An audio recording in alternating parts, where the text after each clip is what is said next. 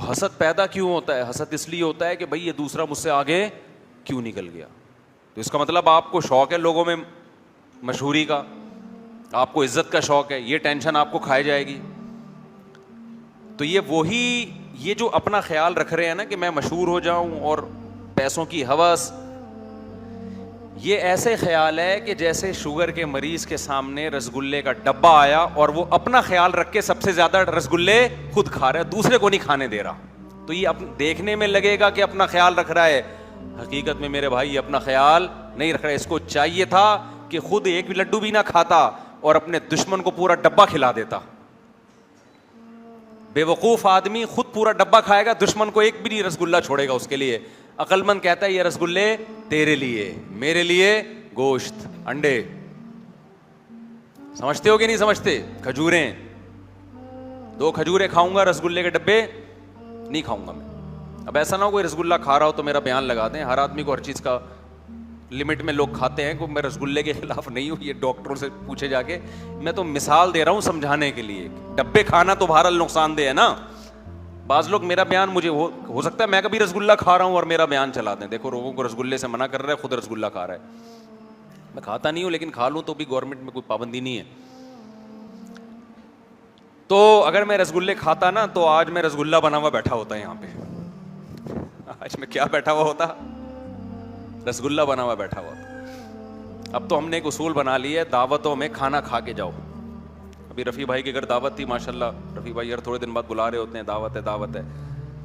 اب محلے پڑوس میں محلے داری بھی رکھنی ہے ظاہر ہے, تو ہم نے کیا کیا, پہلے کھانا کھا لیا گھر میں. دعوت میں بھی شرکت ہو گئی, ہم نے بتا دی ہم تو کھا چکے ہیں. کیونکہ آپ کے مشورے پہ اگر ہم کھانا شروع کر دیں تو بھائی کھاتے کھاتے ایک دن دھماکے کے ساتھ ایک دن آئے گا کہ انتقال ہو گیا. انتقال سب کا ہونا ہے لیکن کسی اچھی وجہ سے ہو تو زیادہ اچھا ہے نا. کھانے کی وجہ سے انتقال کوئی اچھا کام نہیں ہے.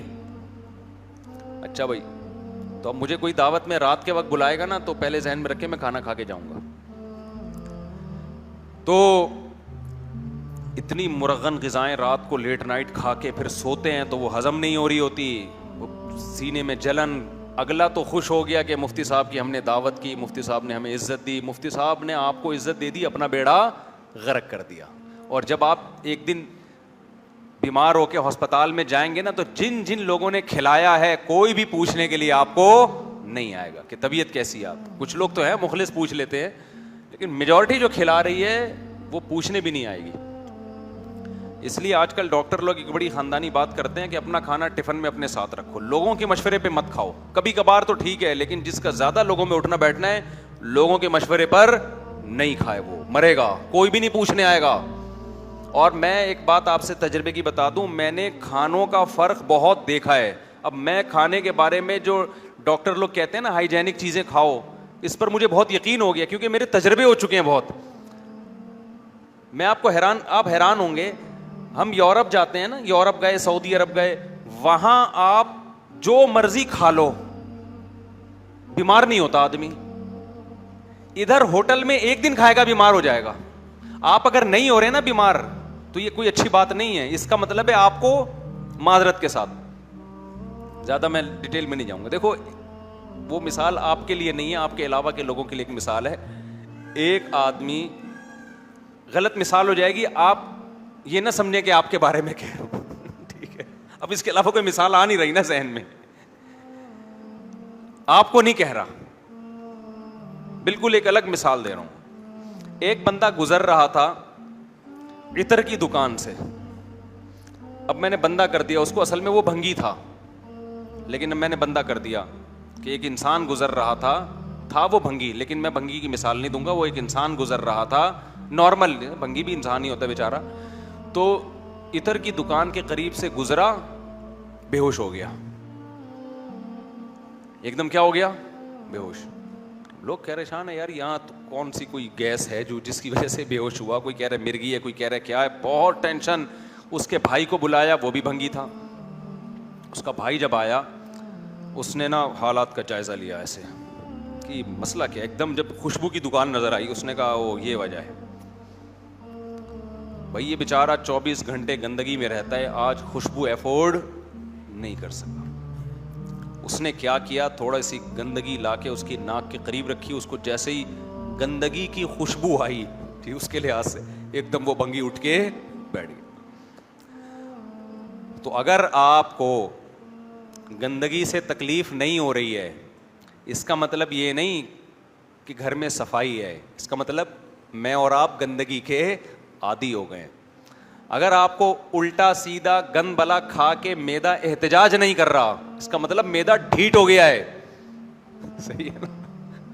تو یہ مطلب نہیں کہ یہ خوراکیں یہ بھی میں نے ڈاکٹر بتاتے ہیں کہ یہ اس کی علامت نہیں ہے کہ اب یہ خوراکیں ہضم ہو رہی ہیں یا جزو بدن بن رہی ہیں. معدہ ڈھیٹ ہو گیا ہے, اب وہ سگنل ہی نہیں دے رہا کہ غلط کھایا ہے آپ نے. اس کے جو اس میں جو سینسر لگے ہوئے ہیں نا, انہوں نے کام کرنا چھوڑ دیا. اب یہ کوئی بڑی بیماری پیدا کرے گی یہ خوراک, وہ تو شکر ہے کھا کے پیٹ خراب ہو جاتا تھا, پیٹ بتا دیتا تھا غلط کھایا, اب پیٹ خراب نہیں ہو رہا. تو پیٹ خراب نہ جو گندا پانی پیتے ہیں صبح شام, ان کا گندا پانی پینے سے پیٹ خراب بولو نا نہیں ہوتا. تو کیا مطلب گندا پانی نقصان نہیں دے رہا, ان کو نقصان دے رہا ہے. پیٹ نے بتانا چھوڑ دیا کہ گند پیا ہے تو نے. اور جو صاف پانی پیتے ہیں وہ ذرا سا گندا پانی پیئیں گے ایک دم پیٹ کیا ہو جائے گا خراب. ان کے وہ جو سینسر لگے ہوئے ہیں نا اللہ نے, وہ صحیح وہ کام کر رہے ہوتے ہیں, وہ بتا رہے ہوتے ہیں. ہم جو کراچی میں جو بیمار نہیں ہو رہے وہ بہت خطرناک مسئلہ ہے بھائی, ان کے ساتھ بہت ڈینجرس مسئلہ ہے. تو ہمیں تو جب یورپ گئے تو وہاں تو سب کچھ پھوڑتے پھاڑ دو, کچھ بھی نہیں ہوتا. ادھر آؤ 2 دن آدمی ہوٹل میں کھانا کھاتا ہے, پتہ نہیں کیا شروع ہو جاتا ہے. اس کا مطلب بھائی کوئی بہت بڑا سعودی عرب میں بھی آپ کھاؤ کچھ نہیں ہوتا, ادھر آتے ہی کھاؤ گے وہی چیز آپ کھاؤ گے, اسی کمپنی کی لے کے کھاؤ گے آپ, آتے ہی پیٹ خراب ہو جاتا ہے.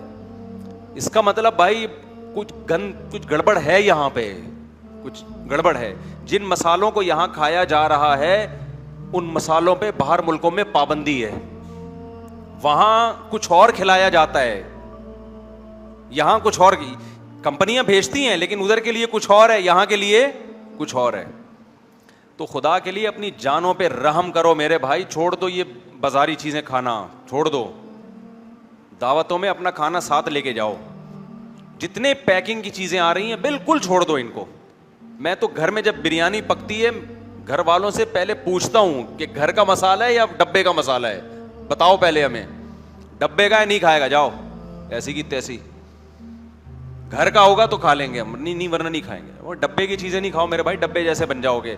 دیکھو جتنی کمپنیاں ہیں شاید کچھ اچھی بھی ہوں, ہمارے ہاں یہ بزنس ہے, یہ آپ کی صحتوں پہ محنت نہیں ہو رہی ہے, یہ بزنس ہے. بزنس میں ذائقہ ٹیسٹ گین کرنا پڑتا ہے, اس کے لیے کچھ بھی ڈال دیں وہ تو ٹیسٹ چاہیے.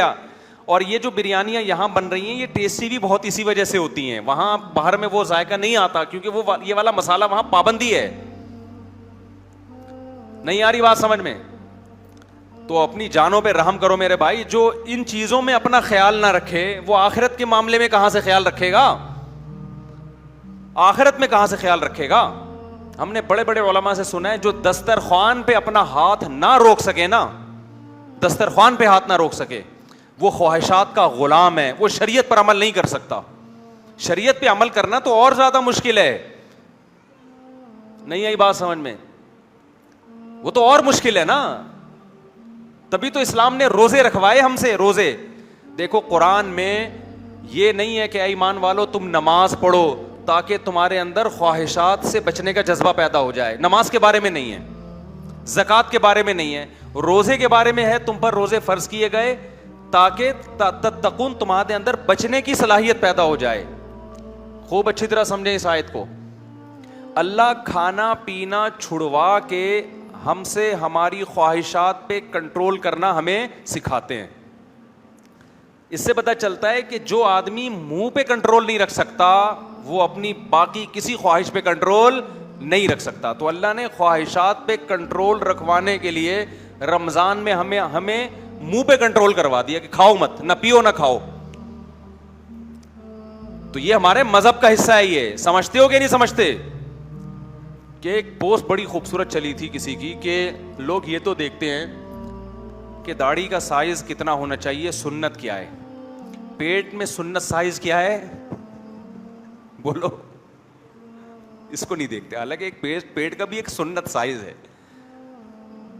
قدرت کی طرف سے کسی کا پیٹ بڑھا ہوا ہو میں بار بار کہتا ہوں وہ ایک الگ بات ہے, لیکن کھا کھا کے پیٹ بڑھا لینا یہ ٹھیک عمل نہیں ہے. تو کنٹرول کرو میرے بھائی,